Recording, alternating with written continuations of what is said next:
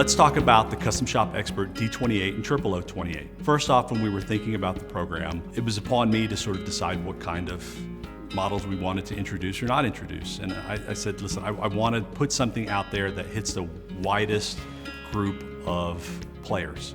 So clearly a D-28 and a 00028 were the first things that come to mind. We wanted to highlight some of these options that in the past were off limits. The way I started it, in all honesty, was we took a 1937 D-28 and says, all right, what do I want in my D-28? I want more adjustability. I'd like to bring the price down a little bit, so if we can move away from the Madagascar rosewood and into an Indian rosewood, I thought that was a nice benefit. I didn't feel like I was giving up too much. Right now in the Authentic program, everything comes with a torrefied top and braces. We know that there's a group of people who prefer non-torrefied, so let's go ahead and separate these products from the standard Authentics by doing a non-torrefied Adirondack top. So in order to get that same sound, we made the decision to go ahead and make the tops on these guitars a little bit thinner than the 120 that we normally do on the top of a guitar, so that it will react a little bit quicker and give you that punch that you're looking for. We wanted to maintain those tucked braces, tucked bridge plate, so internally the guitar is basically an Authentic. On the inside also, people are asking about the front block.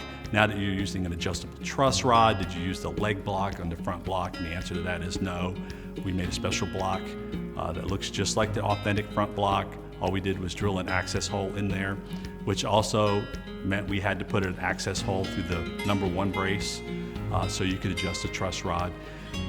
The necks on these guitars are exactly what you would expect. The D is a 1937 Authentic neck spec, and the 000 is the same one we used on our OM28 Authentic.